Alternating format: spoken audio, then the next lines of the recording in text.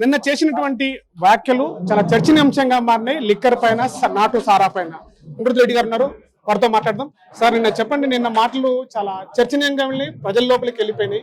అసలు ఏంటి నాటు సారానా, లిక్కర్ ఏంటి, ఏది బాగుంటే బాగుంటుందని చెప్పి?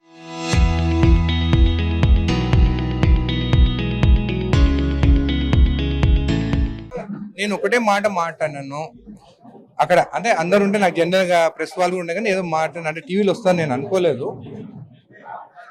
వెనకటికి ఇప్ప పువ్వు సారా తాగితే 110 సంవత్సరాలు 120 సంవత్సరాలు బతికేది. ఇప్పుడున్న చీప్ లిక్కరు, స్పిరిట్ తో తయారు చేసే, కెమికల్స్ తో తయారు చేసే లిక్కర్స్ తాగితే 60 ఏళ్ళు కూడా బతుకుతలేరు.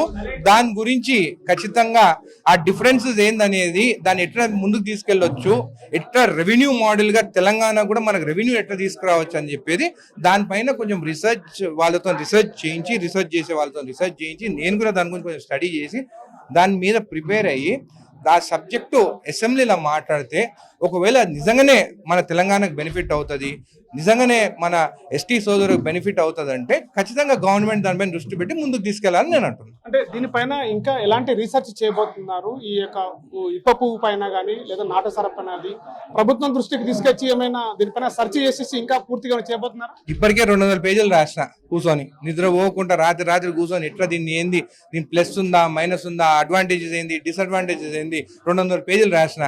ఇంకా 4-5 రోజులు ఉంది అసెంబ్లీ స్టార్ట్ అయ్యేదాన్ని. ఖచ్చితంగా ఇంకా కొంచెం డీటెయిల్ గా డెప్త్ గా స్టడీ చేసి ఆ అంశాలంతా అసెంబ్లీలో మాట్లాడుతుంది. దీని విషయంలో ప్రతిపక్షాలు వేరే రకంగా ఆలోచన చేస్తున్నాయి. సారా రేపు రాబోయేలో సారా దుకాణాలకు వస్తున్నాయి అంటున్నారు. మరి నిజమేనా? నేను అన్నది ఇప్ప పువ్వు సారా. కేసీఆర్ గారిని కూడా చెప్పమని చెప్పండి, ఇప్ప పువ్వు చాలా మంచిది కాదని ఒకసారి కేసీఆర్ గారిని చెప్పమని చెప్పండి.